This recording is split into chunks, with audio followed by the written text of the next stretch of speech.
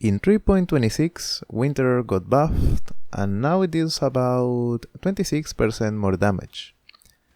So I decided to play it as a league starter to see if it is any good. And I have to say that it is a decent league starter. Now, obviously it's not as good as other meta skills that many people are playing.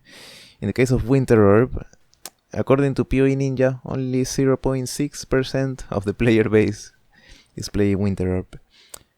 But for me, it was good enough to reach tier 16 maps and get 2 Void Stones so far. And this version of the build is using a low budget. It is less than a divine. We are using 4 uniques, but currently all of them are very cheap. The first and most important unique, I think, is Bitter Dream, the weapon. It basically makes our Winter Orb a 9 link, and it also has some nice perks. For example, it gives us frenzy charges on kill from Ice Bite. And since we don't have to use a 6 link body armor, we can use a cheap unique in Carcass Jack, which gives us a lot of area of effect. And area of effect is mandatory for Winter Orb. It makes it so our projectiles overlap. I believe they call that the projectiles shotgun. And we can check our area of effect radius on PoB. Ideally you want 2.6 or more. Since we're stacking power charges, we also use Badge of the Brotherhood, so we get a bunch of frenzy charges for free. Now currently this version only has frenzy charges generation from the weapon with Ice Bite, and is frenzy charge on kill, which is not ideal. Ideally you want frenzy charge on hit, so you can get frenzy charges during boss fights as well. But that requires more investment, and the way to get frenzy charge on hit is on your body armor, on an influence body armor. So yeah, getting a 6 link of that on league start is gonna be quite expensive. And our last unique is our ring, Mark of Submission. So we can curse enemies with Frostbite on hit, so we can benefit from Profane Bloom, which are the occultist explosions. Overall, this version of Winter Orb is a nice mapper. The single target is not great.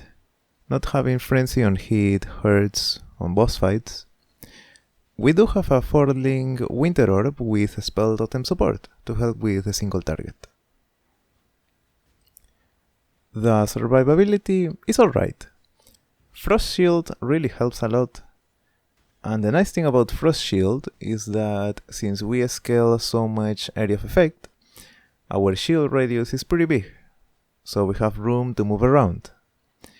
I added Endurance Charge Generation and Life Leech with the Cluster Jewels to help with survivability, and a bit of a spell suppression as well.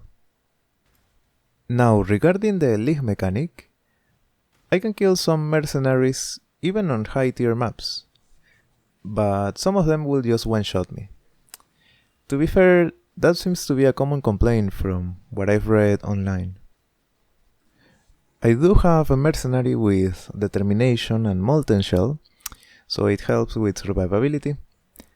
And yeah, he doesn't really die, even in tier 16 maps. But he is playing Cliff, so he doesn't really do any damage either.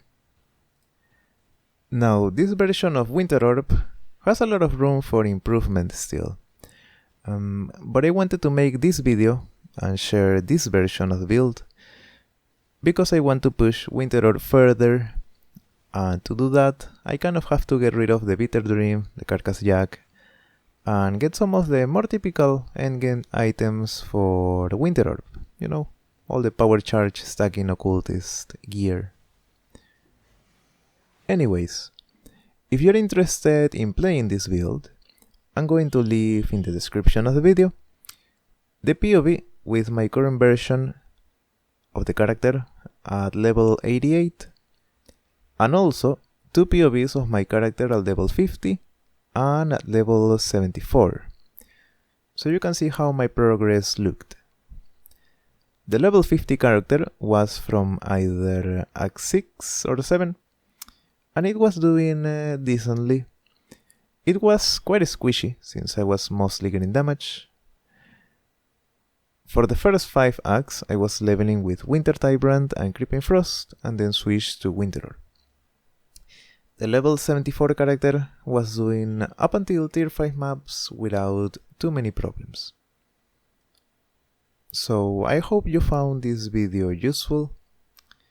Thank you very much for watching and take care. Bye bye.